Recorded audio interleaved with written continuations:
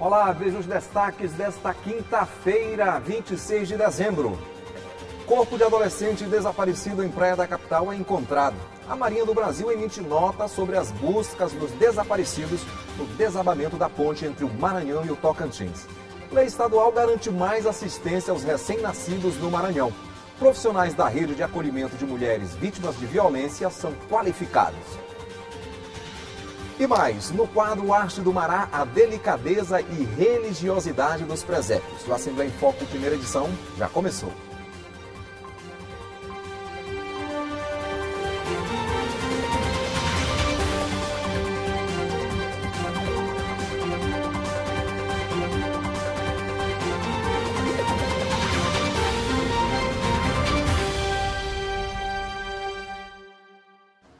Boa tarde, e hoje, 26 de dezembro, começamos esta edição do AF1 com uma notícia muito triste.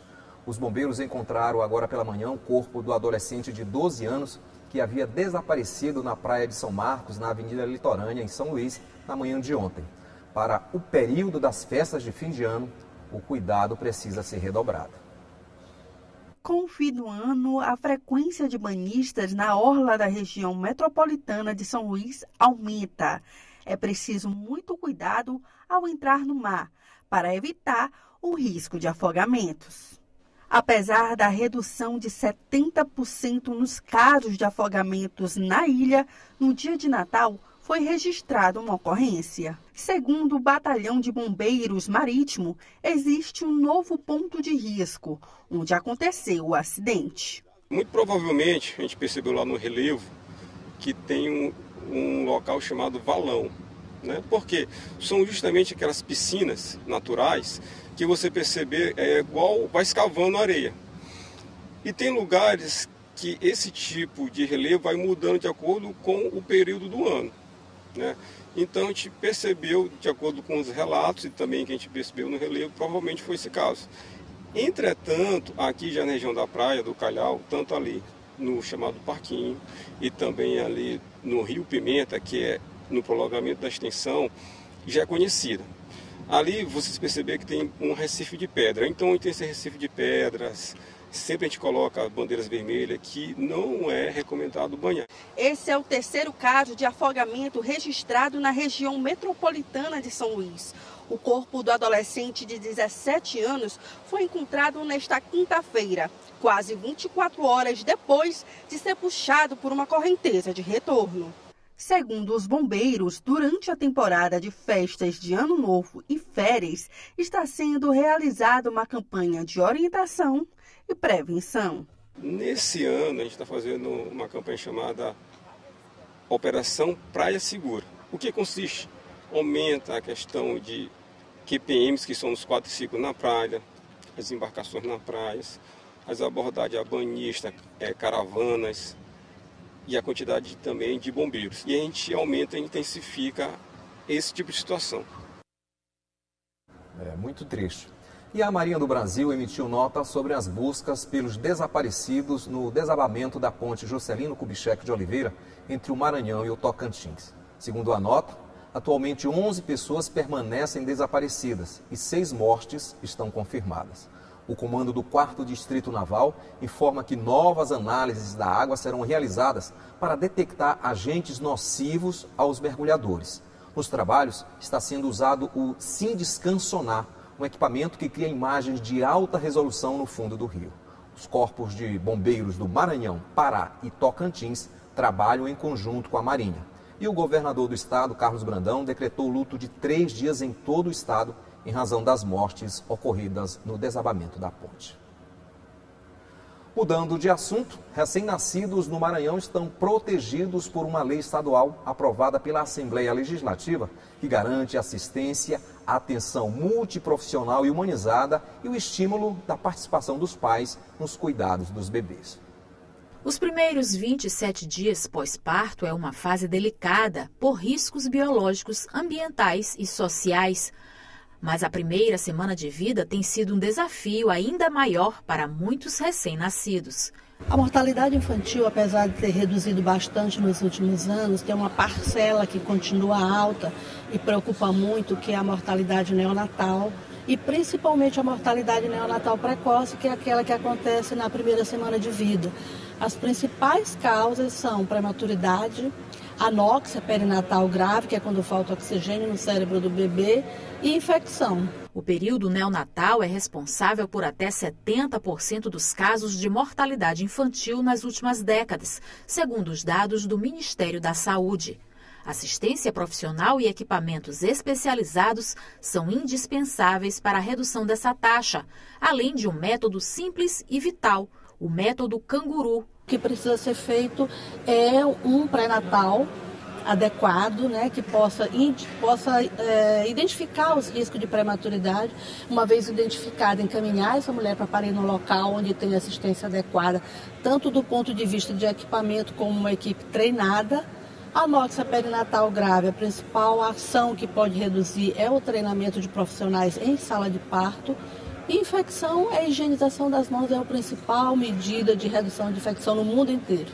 Na Assembleia Legislativa, o assunto ganhou visibilidade através da aprovação do projeto de lei número 173/2024, de autoria da deputada Andréa Rezende, que defende a integralidade de assistência, atenção multiprofissional e humanizada, estímulo à participação dos pais nos cuidados e a implementação de mecanismos de regulação e fiscalização da assistência prestada aos recém-nascidos. Ainda segundo a presidente da Sociedade de Pediatria do Maranhão, o método Canguru é indispensável para a saúde do recém-nascido. O contato direto com o corpo dos pais ajuda a manter a temperatura do bebê estável, melhora a frequência cardíaca e respiratória, além de favorecer o desenvolvimento neurológico. A nossa luta é que o método realmente seja firme em cada unidade. Aqui nós temos um centro de referência nacional, que é o Hospital Universitário, nós temos um centro de referência estadual, que é a Máquina, e o que a gente espera é que cada unidade onde nasçam bebês, que podem nascer pré-termos, eles tenham estrutura para cuidar dos bebês de acordo com a metodologia Canguru. É indispensável, é vital, o contato pele a pele é a melhor prática baseada em evidência hoje no mundo inteiro e que para os bebês prematuros é essencial, porque é o que pode reduzir mortalidade. E a prematuridade é a principal causa de morte em crianças menores de 5 anos de idade. E no próximo bloco, qualificação na rede de acolhimento de mulheres vítimas de violência. Veja também no quadro Arte do Mará a delicadeza e a religiosidade dos presépios. A gente volta já já.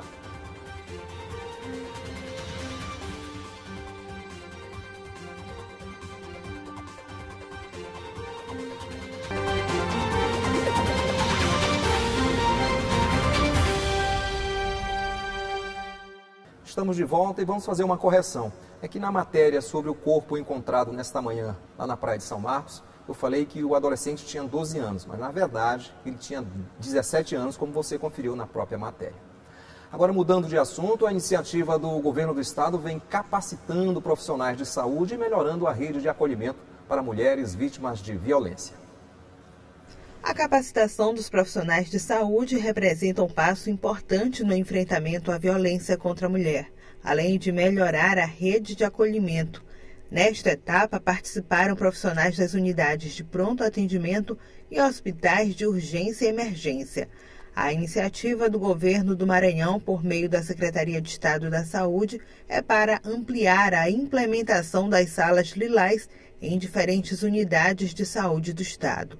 São espaços destinados a oferecer privacidade, conforto e atendimento especializado, essencial para acolher as vítimas de forma eficiente e humanizada. Atualmente, a maternidade de alta complexidade no bairro da Coab já conta com uma sala lilás. O atendimento será ampliado na rede estadual. A formação será para esse acolhimento inicialmente, né? Nós estamos aí pensando em uma ampliação dos serviços. Já temos serviços na rede estadual funcionando, né? E nós queremos ampliar para abranger o máximo de mulheres que passam por essa situação de violência. E nesse caso, todos os tipos de violência, não só a violência doméstica. Em 2024, foram registrados 3.270 casos de violência contra mulheres no Maranhão. 1.920 envolveram violência física, 787 psicológica, 626 sexual, 134 casos de tortura e 52 de violência financeira ou econômica. Os dados são do Sistema de Informação de Agravos de Notificação, o SINAM. A Lei 2.221/2023, que institui as salas lilás em serviços de saúde vinculados ao SUS, determina a criação de espaços estratégicos, garantindo atendimento seguro e humanizado, longe da presença do agressor. Inclui ainda suporte psicológico e encaminhamento para serviços especializados.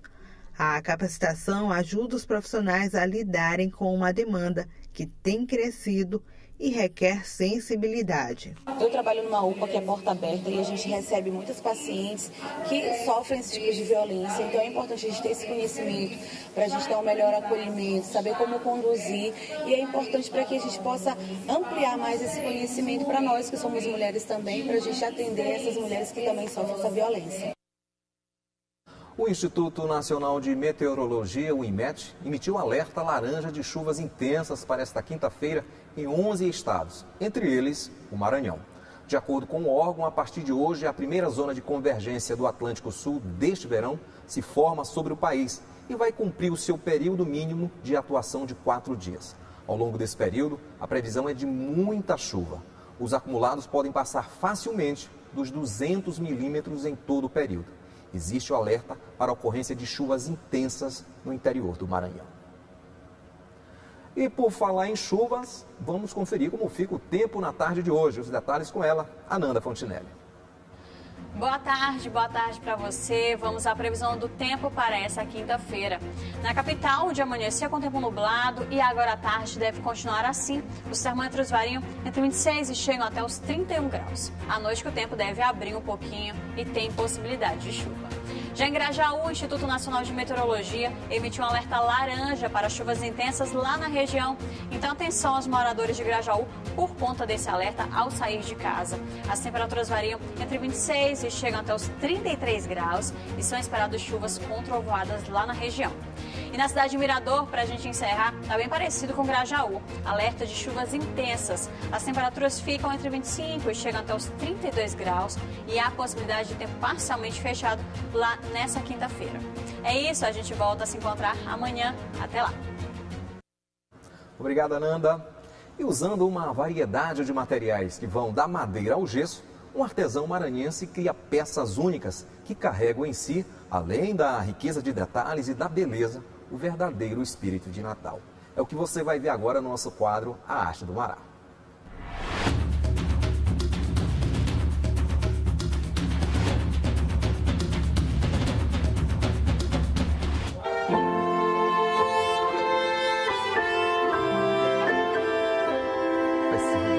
Aqui, cada peça foi confeccionada de forma manual, trabalho que passa pelas mãos habilidosas do Arivaldo, ou simplesmente seu Ari. O artesão de 66 anos, há pelo menos 15, superou a crise do desemprego e logo se reinventou um ofício que já era praticado pela esposa. Deu tão certo que passou a ser a principal fonte de renda da família.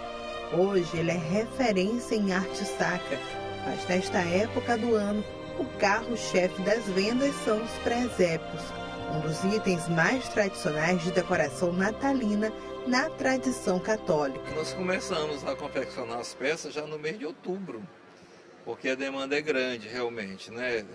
Muita gente procura, muita gente compra, e principalmente a questão dos presépios, né? Os presépios, as imagens, os textos, e tem muita coisa, né, para dar de presente, então nós trabalhamos nessa linha toda. E os presépios, né, são as peças maiores, né, e que tem uma saída muito boa. A tradição católica diz que o presépio foi criado por São Francisco de Assis em 1223, durante uma viagem à Itália. Como forma de celebrar o nascimento de Jesus Cristo, o ritual é mantido pelos fiéis.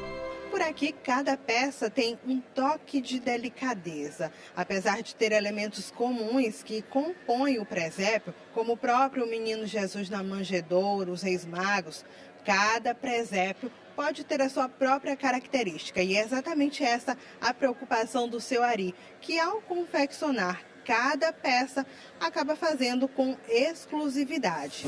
São peças únicas com toda a criatividade do artesão. Para a produção, diferentes tipos de material ajudam a dar o formato: madeira, gesso, feltro, biscuit e um pisca-pisca para deixar com aquele ar natalino. O presépio é uma evangelização, porque quando a gente olha o presépio, a gente se lembra de Jesus e toda a importância dele para a nossa vida, né? É o próprio Deus que se encarna na humanidade e se faz presente para garantir a nossa salvação. Tem coisa melhor do que isso? Não tem. Então, quando a gente olha um presépio, quando a pessoa olha o presépio, ele vai se lembrar de Jesus, vai se lembrar do projeto de Deus para a salvação da humanidade. Ele foi criado, na verdade, foi criado por São Francisco há mais de 800 anos atrás, 1.200 anos atrás, na verdade, exatamente nesse sentido, de evangelizar. Então, é uma forma de evangelizar também. Os presépios vendidos pelo seu Ari podem ser encontrados em um shopping de São Luís ou na rede social do artesão. As encomendas não param. Mais do que um trabalho, para ele o presépio tem um significado especial, que leva a mensagem do Natal através da sua arte. Para que todos possam ter em sua casa, né, essa lembrança, né, do Natal, esse momento onde as pessoas podem também fazer as suas orações também, porque é um convite à oração. Por exemplo, numa casa chama para isso, né? Reúne a família em torno. Muita gente usa para esses encontros familiares, para oração, né?